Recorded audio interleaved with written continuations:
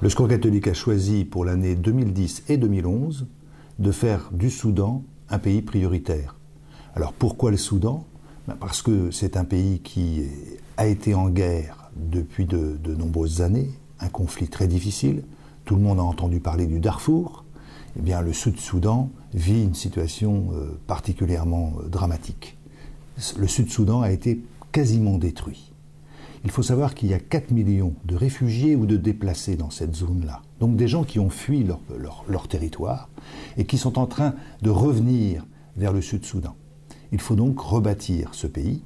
Ce n'est bien sûr pas à l'échelle du Secours catholique seulement, mais avec l'ensemble du réseau Caritas, eh bien, nous allons apporter notre pierre pour qu'à nouveau, il y ait un système de santé, un système d'éducation, que des personnes puissent avoir un toit sur la tête, l'accès à l'ensemble des services de base. Et donc, il est important que le réseau Caritas et le Secours catholique puissent mobiliser l'ensemble de nos partenaires, l'ensemble de nos bénévoles sur cette priorité, malgré la détresse en France. C'est un pays avec lequel nous sommes en lien depuis longtemps. Donc l'Église du Soudan est aussi un acteur important dans la vie politique. Et d'autre part, dans nos orientations qui sont connues dans l'ensemble du réseau, il y a cette focale de dire que nous devons être aussi présents sur des territoires fragiles et très fragiles. Il y a effectivement des sinistres ou des guerres qui réveillent l'opinion publique et malheureusement il y a des conflits que je qualifierais d'oubliés et c'est notre rôle de ne pas perdre confiance et de continuer à aider ces populations. Au Soudan, il y a les arabo-musulmans au nord, il y a les chrétiens au sud. Vous avez la mondialisation, particulièrement liée au pétrole. Et le pétrole, je dis malheureusement, est une source de conflit. Et il se trouve dans le sud du Soudan. Il y a évidemment de nombreux défis en termes de paix et de développement pour la population. Et je tiens à le dire pour le Soudan tout entier. Le problème est spécialement pour les Soudanais du Sud, qui après la signature de l'accord de paix, attendaient ce que l'on pourrait appeler les dividendes de la paix. Ils attendaient de nouvelles écoles, ils attendaient qu'il y ait des puits, des possibilités de travailler, tout ce qu'on appelle le développement. Mais c'est vraiment très difficile. On revient de loin. Les attentes des personnes étaient très élevées. Et surtout, on ne doit pas oublier qu'on est seulement 5 ans après une guerre qui en a duré plus de 20. On a l'habitude de dire que la paix et le développement sont les deux faces d'une même médaille. Et c'est une des raisons pour laquelle il faut concentrer notre attention sur le Soudan, dès maintenant. Parce que ce qu'on voit dans les conflits qui commencent à se faire jour dans le Sud, c'est qu'ils sont précisément liés à ce manque de développement. Quantité de ces nouveaux conflits qui émergent au Sud sont dus au fait qu'il n'y a jamais eu de vraie réconciliation entre les gens du Sud eux-mêmes, ni entre les populations du Nord et celles du Sud.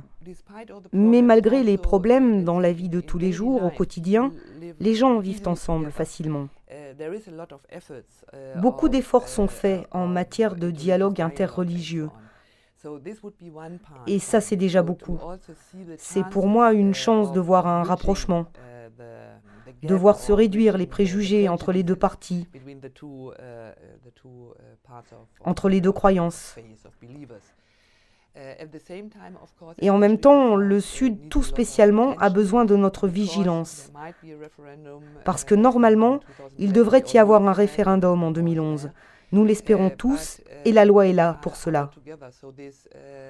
Mais les gens ne sont pas d'accord, et cette question de la réconciliation, que naturellement l'Église est la mieux placée pour porter, a besoin d'être soutenue par les chrétiens du monde entier.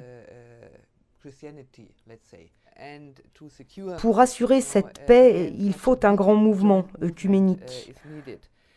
Parce qu'encore souvent, Les églises sont perçues comme les seuls interlocuteurs honnêtes, qui ne mettent pas en avant leurs propres intérêts ou leurs propres agendas, mais qui cherchent réellement à porter la parole du peuple soudanais.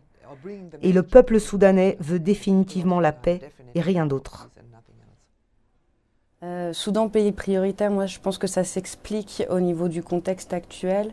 On est dans le virage des accords de paix en ce moment et je pense que le fait qu'on fasse un focus sur ce pays-là pourra aider aussi à interpeller le grand public, à interpeller nos gouvernements pour qu'un soutien se fasse et que ces accords de paix soient respectés.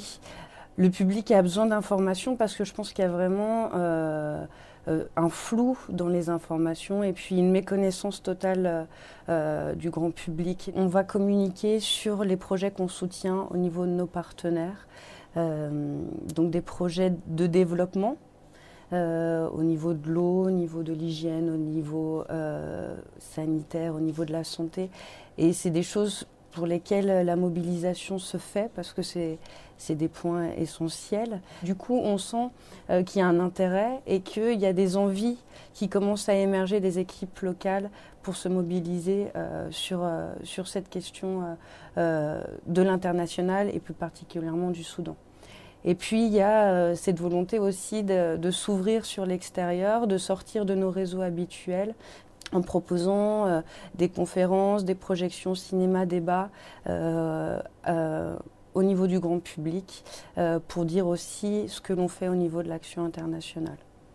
Donc quand le siège définit voilà, un pays prioritaire, c'est un appui pour nous en délégation en termes d'outils de communication. Et puis c'est la voix du siège du coup qui a une répercussion aussi sur le réseau et puis au niveau du grand public également. Donc c'est un soutien important qui nous aide à mobiliser, chose qui n'est pas forcément évidente sur des thématiques comme celle-ci.